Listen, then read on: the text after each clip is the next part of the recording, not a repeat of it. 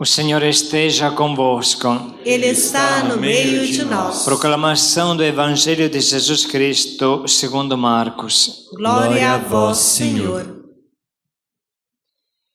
Jesus estava passando por uns campos de trigo em dia de sábado. Seus discípulos começaram a arrancar espigas enquanto caminhavam. Então os fariseus disseram a Jesus: Olha, porque eles fazem em dia de sábado o que não é permitido.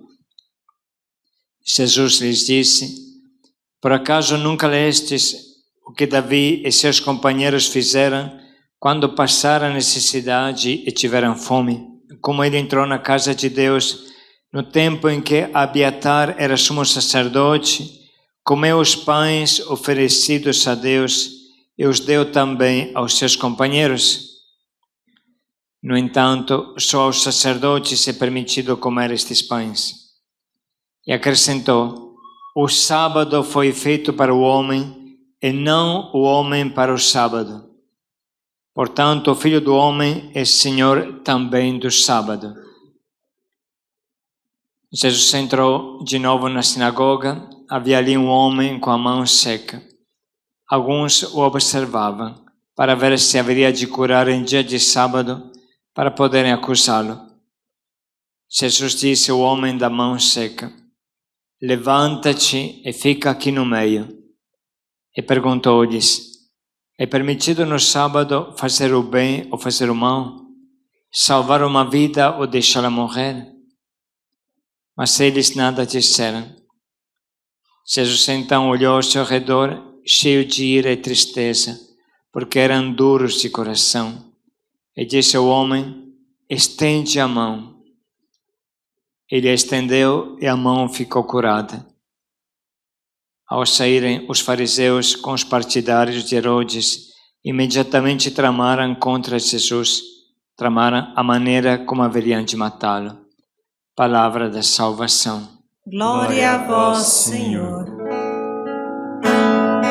Vossa palavra é a verdade. Santificai-nos na verdade.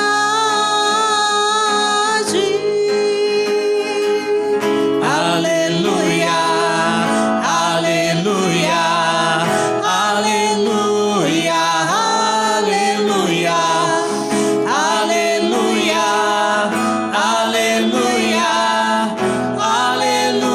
aleluia, aleluia.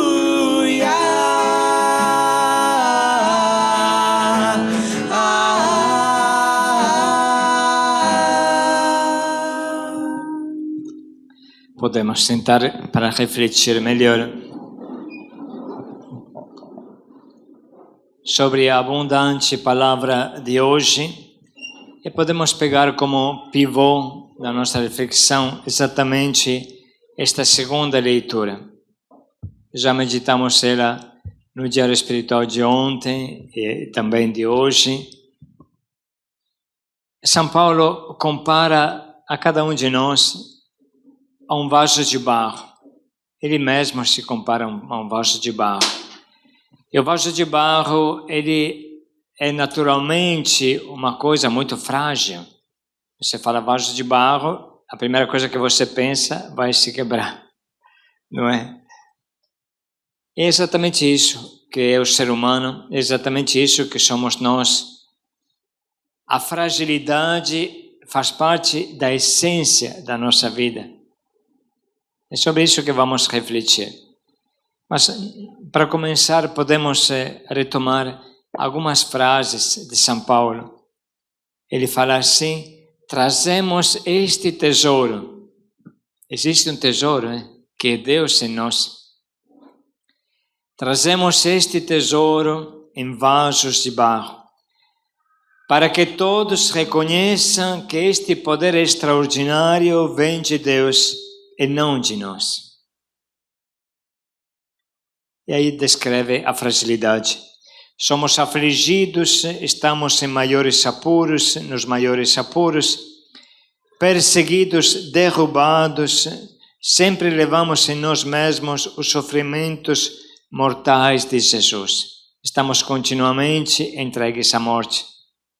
Acho que mais claro do que isso se morre. Afligidos entre os maiores apuros. Esta é a realidade do ser humano. Frequentemente conhecemos o caminho da vida, o caminho que nos realiza, que nos torna felizes, mas não temos força, ou não temos vontade, ou não queremos percorrê-lo. Todos nós temos experiência disso. Então, São Paulo criou esta comparação, somos vasos de barro. Ele escreveu isso 2000 anos atrás, mas talvez não há um tempo melhor do que este que estamos vivendo hoje para compreender que somos vasos de barro. Hoje é o tempo em que impera a depressão, impera a baixa autoestima, impera o desânimo, impera a aflição. O mundo está cheio de pessoas deprimidas, depressas, pessoas que até entre os jovens não têm força para viver. Hoje nós podemos compreender em profundidade esta comparação. Somos tesouros em vasos de barro. Eu acho que cada um de nós, se tivesse um momento de paciência para pensar, ele compreende que dentro dele tem também muita coisa boa. Não tem só coisa ruim, não tem só problema. Seria tão bom poder enxergar as coisas boas que estão dentro de nós. É que nós normalmente passamos para trás, nós não ignoramos. Mas existe muita coisa boa em você. E esta coisa boa foi Deus que criou em você. Por isso que não é bom ignorar as coisas boas. Você tem que parar e contemplar o que você foi capaz de fazer de bom até então. De repente puxou 20 anos de cadeia, hoje está cuidando de quem está sofrendo. Isso não é bom. Não tem ninguém que te obriga, é você que quer fazer. E se você quer fazer, significa que você tem a vontade, tem a força para fazer. Isso não é Deus que faz, que criou em você isso. É muito importante descobrir o tesouro que está dentro de nós. Porque você é um tesouro. Você não é somente um vaso de barro. Este vaso de barro não está vazio. Você não pode pensar só no vaso de barro. Tem que pensar também no tesouro. Então, assim, repito, tem a tentação hoje, muitos têm a tentação de falar, não presto, não valho nada, tal. Que seja até verdade. Mas, atenção, não é só a tua fragilidade que é importante. O que é importante é o tesouro que está dentro desta fragilidade. Então, esta é a primeira coisa importante para colocar na nossa cabeça. Seja capaz de enxergar o tesouro que está dentro de você. Abra os olhos. Não seja um adorador de urubu. Adorador de urubu. Urubu só vê carniça. É a mesma coisa se alguém só quer ver coisas ruins. Entende? Seja capaz de ver o bem que está dentro de você. Esta é a primeira coisa. A segunda coisa que hoje podemos focar é o sentido da fragilidade. A gente olha para a fragilidade como algo que é negativo. Mas se você pensa bem, a fragilidade é o encaixe para Deus te ajudar. Se você tivesse já tudo, você não experimentaria a Deus. Aquela mulher hemorroíça que tinha aquele problema há muitos anos, ela foi buscar a Jesus, se lançou para tocar a barra da veste de Jesus e ficou curada. Se ela não tivesse tido o problema, não teria acontecido o milagre, entende? Ela não teria experimentado o poder de Jesus. Se aquele paralítico há 38 anos, que estava esperando na beira da piscina, não tivesse sido paralítico, Jesus não podia curá-lo. Você compreende? Pensa um pouco em todos os milagres do Evangelho. São pessoas que têm uma fragilidade. Uma fragilidade. Jesus chega e as cura. E a vida muda. Atenção, porque cada cura física se torna também uma cura da alma. Por isso que se chama salvação. Jesus salva no sentido que cura o físico e cura a alma também. Então, tenta começar a ver a tua fragilidade como um trampolim para Deus te ajudar. A Bíblia inteira, ela está cheia de uma palavra que é a palavra auxílio. Deus é o meu auxílio, Deus é a minha ajuda, Deus é o meu salvador. Mas auxiliar significa ajudar alguém que precisa. Mas se alguém não precisa, como é que você consegue ajudar? Atenção, tente ver a fragilidade tua que você tem dentro, tenta ver a tua fragilidade como um encaixe para Deus te ajudar. A primeira coisa é ver o tesouro que está em você. A segunda coisa é não seja um adorador de urubu. Não é importante a fragilidade em si. É importante Deus que está estendendo a tua mão, que está estendendo a sua mão, a mão dele, para te salvar. Gente, se não tivéssemos na fragilidade, não apareceria o poder de Deus. Muitas vezes aqui eu repito que a Missão Belém começou sem um centavo. A Missão Belém começou sem um centavo. E a Caçuda sabe que no começo nós tínhamos alguns amigos, quando começamos mesmo, que não tinha nenhum barraco, não tinha nada. Alguns amigos queriam dar 10 mil reais para, assim, um empurrãozinho, para poder começar. E nós pedimos a eles, falamos com eles assim, não fiquem ofendidos, mas dá esta oferta a um outro padre, aí indicamos o padre que está construindo uma igreja que ele precisa, porque a gente queria começar com nada, queríamos começar com nada, porque um dia a gente possa dizer tudo o que existe foi Deus que fez. E hoje isso podemos dizer, depois de 20 anos, perto da aprovação definitiva da Missão Belém, do Estatuto da Missão Belém, nós podemos dizer que tudo o que tem na missão é obra de Deus. E é uma coisa imensa, só no Haiti, uma escola de 3 mil alunos, de criança de 3 meses a jovem de 20 anos. Foi difícil fazer, mas mais difícil ainda manter. Pensa quanto é 3 mil meninos, 3 mil alunos, 120 professores, 130 pessoas de serviço, e obras de manutenção e tudo. Tudo isso foi Deus que fez. E se a gente não precisasse, como é que a gente experimenta o poder de Deus?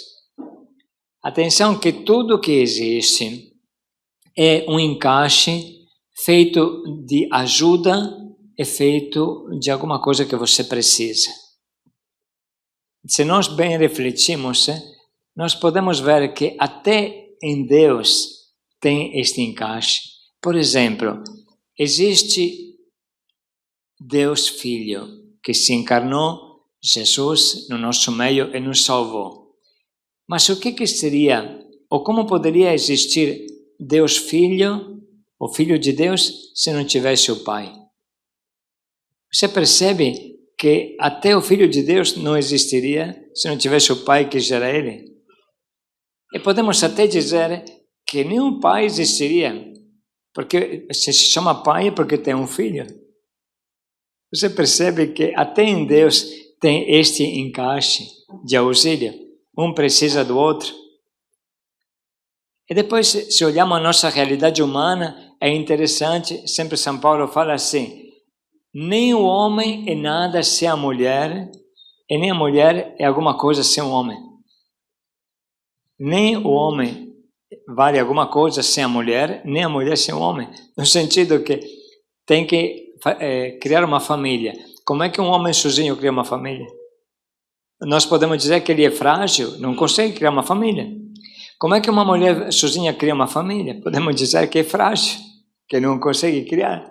Mas entende que só dois frágeis podem se encaixar. Só duas pessoas frágeis podem se encaixar. Quem faz tudo sozinho não precisa de nada, de ninguém. Mas repito que até Deus precisa dentro dele. O pai precisa do filho, o filho precisa do pai, os dois precisam do Espírito Santo. O Espírito Santo não existiria se não tivesse o pai e o filho. Reflita sobre isso. Você vai ver que o que nós chamamos de fragilidade, na verdade, é uma grande graça. É a estrutura de tudo o que existe. É o modo de viver de Deus. Existe só um ser, uma pessoa triste, que não precisa de ninguém. Vocês conhecem quem é? Uma pessoa triste, sozinha, que não precisa de ninguém. O capeta.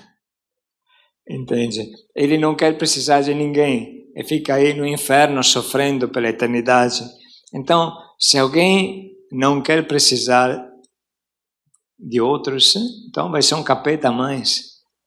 Então, Deus precisa, Ele precisa dentro de si mesmo, o Pai precisa do Filho, o Filho precisa do Pai, os dois precisam do Espírito Santo, e nós ainda mais, nós somos seres criados, entende? Somos criaturas. Se Deus não tivesse te feito, você não estaria aqui, entende? Você nasceu porque Deus te quis. Foi meu pai e minha mãe, claro, sim, mas foi sobretudo Deus que te fez. Que se Deus não tivesse colocado a sua mão, você não estaria aqui. Então, Ele te fez não só naquele momento que o óvulo e o espermatozoide se uniram e você nasceu, não. Ele continua te fazendo viver, continua te colocando na existência, continua te dando vida, entende? Se Deus não te desse vida, vocês, ninguém estaria aqui. Então, Deus te ama e te sustenta e te ajuda. Por que faz isso? Porque você é frágil. Entende? A fragilidade faz resplandecer o poder de Deus e o poder do amor. Deus nos ama. Eu me lembro, assim, como vocês sabem, sou padre há 37 anos.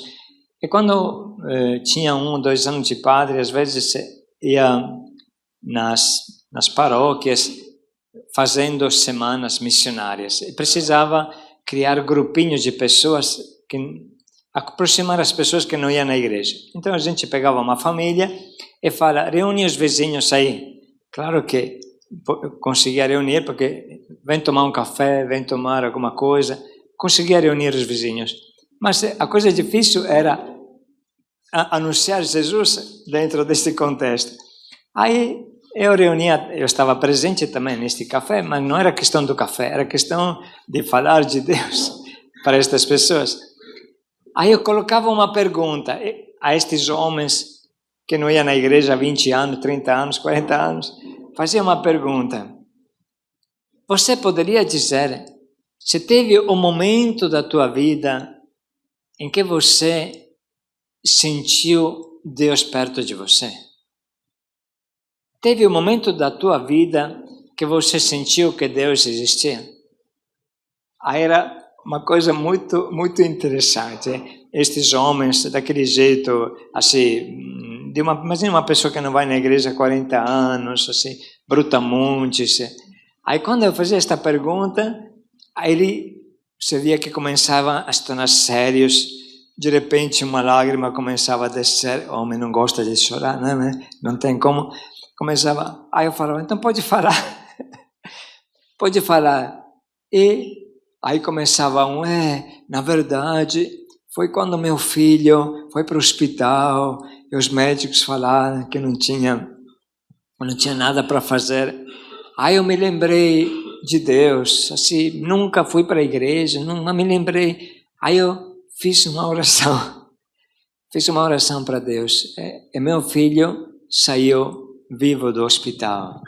Aí eu pensei que Deus existia mesmo, né? Claro que depois era um burucutu que não começou a ir para a igreja, mas pelo menos uma coisa ele experimentou. Aí o outro começava, aconteceu que a minha esposa também passou mal, eu me vi sozinho, sim. E aí eu olhei para Deus e pedi. Muitos falam assim, eu pedi para Nossa Senhora, porque Nossa Senhora é mais perto, é mais... ela, quando precisa, ela está mais perto. Eu pedi para Nossa Senhora e eu senti que eu fui atendido. E assim, estas pessoas que vieram, tinham vindo só para o café, aí depois quase que não queriam nem tomar o café porque estavam chorando, estavam se dando conta de como Deus tinha entrado na vida delas. Aí você para e pergunta, como é que Deus entrou? Porque ele precisava. O filho estava passando mal, a esposa estava passando mal, de repente teve apuros econômicos, assim, etc. E Deus entra naquele espaço, naquele vazio que você não sabe como fazer. Então, tenta ver melhor a tua fragilidade. Esta coisa que te incomoda tanto, começa a ver ela do jeito que ela é. Ela é a manifestação pedestal do poder de Deus. Que você é frágil, peça ajuda, Deus vai te ajudar e você vai experimentar quem Deus é. Você vai experimentar o amor de Deus como ninguém. Importante ver isso. Importante ver isso na nossa vida pessoal, na nossa vida da Missão Belém, como eu falei, sem um centavo. Hoje estamos construindo este prédio, 10.000 metros quadrados, no centro de São Paulo. Você já pode pensar o que ele custa. Vai acolher 200 doentes, com estrutura hospitalar, etc. Como poderíamos fazer isso sozinhos? É claro que Deus que faz. Aí você fala, puxa vida, Deus existe mesmo, Deus ama mesmo a gente, olha aí. Então, de qualquer lado você se vire, você vê Deus. De qualquer lado você olhe, você vê Deus, que fez isso, fez aquilo. E a vida se torna luminosa, se torna esplendorosa devido à tua fraqueza. Então, a fragilidade, como fala São Paulo, que ele sabia o que dizia, trazemos este tesouro em vaso de barro para que todos reconheçam que este poder extraordinário vem de Deus. Este poder extraordinário vem de Deus. E a nossa vida é assim, a nossa vida é um agradecimento, um obrigado contínuo que a gente faz a Deus por tudo. Quanto mais a gente precisa, tanto mais Deus nos ama. Sempre foi assim. Sempre foi assim. Sempre foi assim. Se aqui tivesse algumas crianças brincando, assim, vivazes, etc., e tivesse uma um pouco caladinha, assim, meia doentinha, eu pergunto, qual é a primeira que você pega no colo? Aquela que brinca por sua conta? Ou aquela que fica lá meio quietinha, caladinha? Lógico, todo mundo pega este. Este é você quando você precisa de Deus, entende? No momento que você precisa, Deus olha muito para você. E Ele te pega no colo. Isso que nós podemos guardar no nosso coração. E ficar felizes da nossa vida, felizes pela fragilidade interior que descrevi, mas felizes também pelos apuros exteriores, porque vem martelada também de fora. A nossa vida é um caminhar sobre as águas. Caminhar na terra firme todo mundo é capaz. Você entende que você não compreende Deus se debaixo dos teus pés tem terra firme.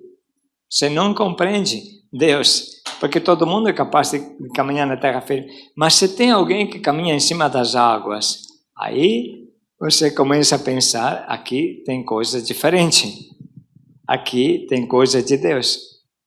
Então não tenha medo nem pela fragilidade interior e nem pelos apuros exteriores, que você poderá ver que Deus existe mesmo. Deus existe. Deus existe. Quando você está no apuro, que você fala, puxa, eu esgotei as minhas forças, esgotei os meus recursos, agora é só Deus. Aí você percebe que Deus existe. E dizer que Deus existe significa Deus existe para mim. Deus existe e me ama. Este é o sentido da palavra Deus existe. Então, gente, agora vamos dedicar um minuto assim para pensar nisso e agradecer a Deus que ama tanto a nossa pequenez, a nossa fragilidade. E procuremos dar o nome certo à fragilidade. Fragilidade é o pedestal do poder de Deus que me ama.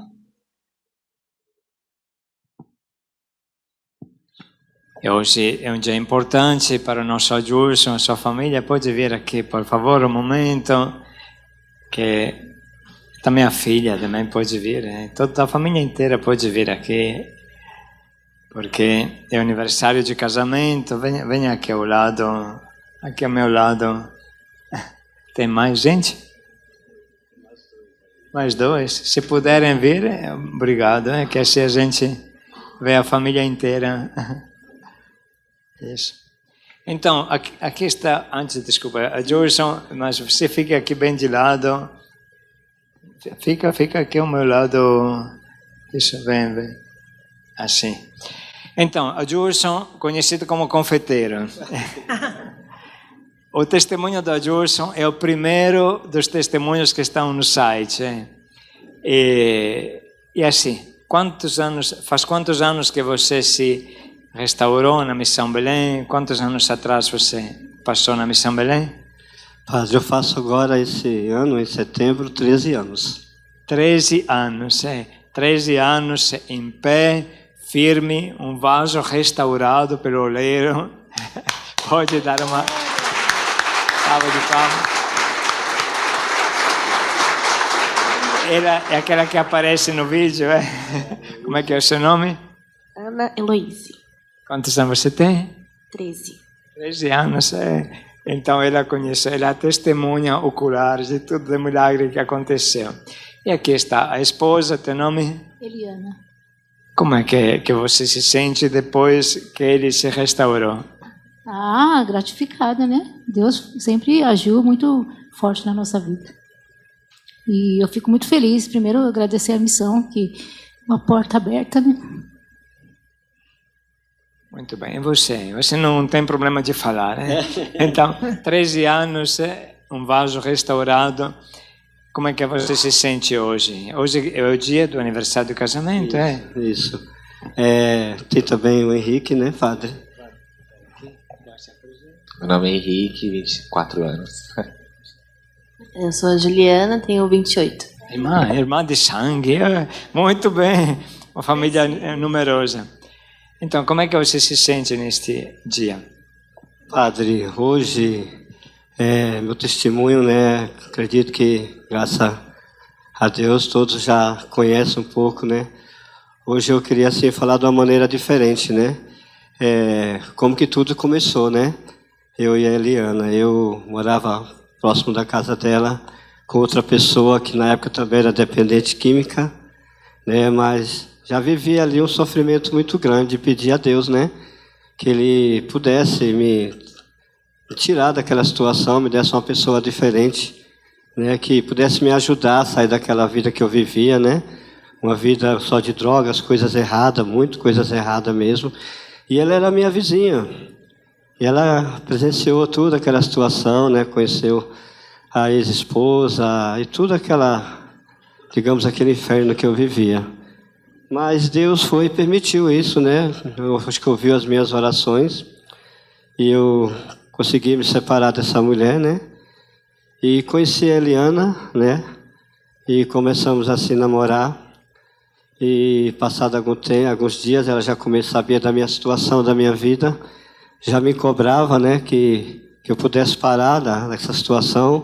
Hoje esse evangelho, essas leituras vieram tudo direto para mim, né, acredito para ela também. E eu prometia sempre a ela que eu ia parar com tudo isso, que eu ia parar, né, com a minha dependência química, mas naquela época a doença era mais forte, né, do que a minha vida e o pedido que ela sempre insistia, né? E eu falei assim, eu acho que eu preciso casar. Se você casar comigo, eu consigo, né, parar com as drogas. E ela falou assim, eu não quero casar agora. Porque ela ainda tinha medo do Adilson, né? Tinha medo de quem era o Adilson e talvez tinha dúvida ainda que eu poderia realmente me transformar. Então eu falei, então tá bom, então vamos terminar com o namoro. E eu voltei para a casa dos meus tios. E na casa do meu tio, eu fiquei um tempo lá, separado dela, né? Terminamos o namoro. Conheci outra pessoa na casa do meu tio mesmo. E passado assim mais ou menos um mês, ela voltou. Ela voltou até a casa do meu tio e me procurou e perguntou para mim, estava de pé ainda, né? Essa proposta que eu tinha feito para ela de nós nos casar, né?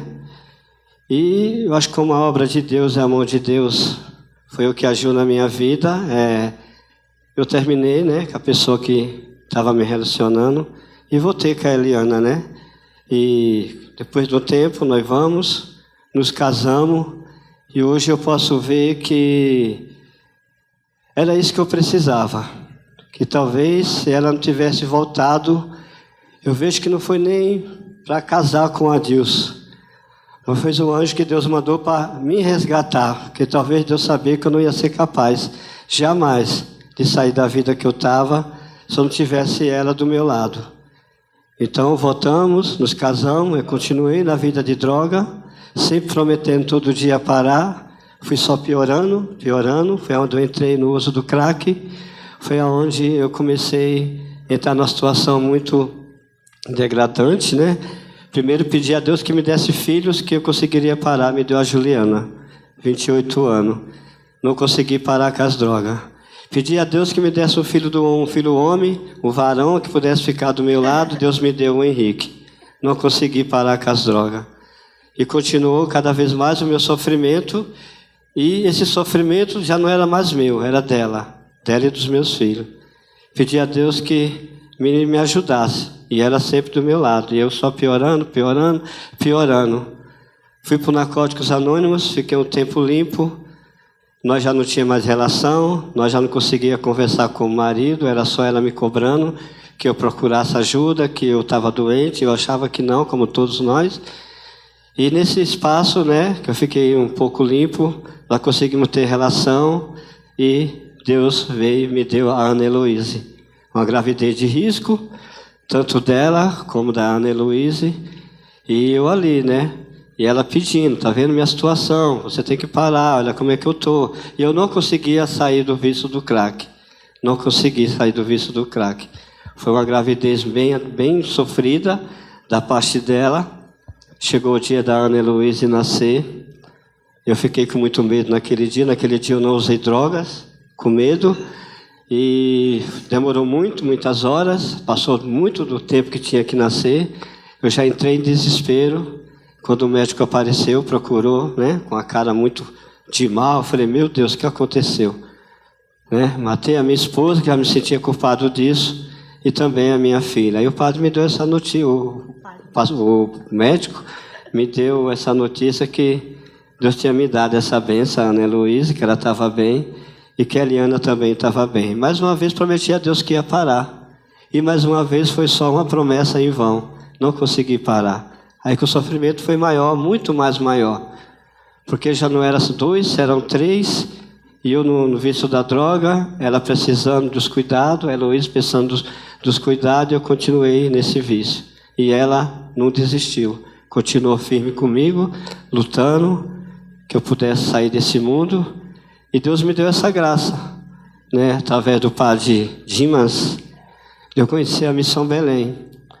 Uma noite antes eu tive uma overdose, 2 overdoses, e quando foi no outro dia, depois acho que 2, 3 dias, que ela já tinha ido em ML, delegacia, hospital, Eu cheguei em casa, eu só lembro que eu falei para ela assim, Missão Belém.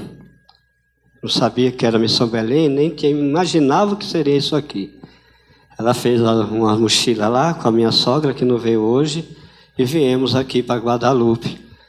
Está na formação ali, eu nem consegui fazer direito a minha formação, porque já estava me sentindo um pouco emocionado, que foi naquela porta que ela me trouxe, e que hoje também eu ia estar aqui festejando esses 29 anos de casado, graças a Deus, graças à Missão Belém, graças a ela, graças aos meus filhos, que não desistiram de mim, né? E hoje eu falo, né, para os irmãos que estão na casa de acolhida, que tem essa dificuldade com as esposas, que talvez não teve a sorte que eu tive de ter a minha esposa, que você tem Deus, você tem Deus, você tem Nossa Senhora, você tem essa proteção divina, esse vaso, né, que somos nós, mas tem esse Deus que faz nós ser fortes. E hoje eu estou aqui, com a minha esposa, meus filhos, tudo bem encaminhado, ela terminando a faculdade agora o mês que vem, tudo, tanto que ela queria, nunca consegui fazer, que a droga não deixava, né? Os meus filhos tudo bem encaminhados. E hoje eu digo assim, né, para os irmãos que estão na casa de acolhida, não desistam, não desistam de reconquistar a sua esposa. Para isso você tem que primeiro se reconquistar, para mostrar que você pode ser um pai, né, um marido amoroso, bondoso como o Senhor. Muito bem. Só um momento. Aqui tem, sem dúvida, tem uma mulher santa para aguentar uma. O que você sente hoje, nesse dia? Deus, é tão difícil falar, porque é muito gratificante, né? Saber que ele está restaurado, que a gente tem a nossa família, que a gente consegue estar aqui hoje. Vocês são testemunha disso. Não foi fácil. De fato, foi uma dificuldade muito grande para mim, até entender que é Deus que faz as coisas, não sou eu. Quando ele fala que eu que ajudei ele, não. Deus sempre esteve na nossa vida e sempre nos ajudou. Ele nunca desistiu de mim, para que eu nunca desistisse dele. Que bom, uma família bonita. Não vamos pedir nada a vocês, não fiquem tranquilos. Vamos cantar juntos, desejando este feliz aniversário de casamento, 29 anos. Vamos lá. Aquilo que parecia impossível, aquilo que parecia não ter saída, aquilo que parecia ser minha morte, mas Jesus mudou minha sorte. Sou um milagre, estou aqui. Aquilo que parecia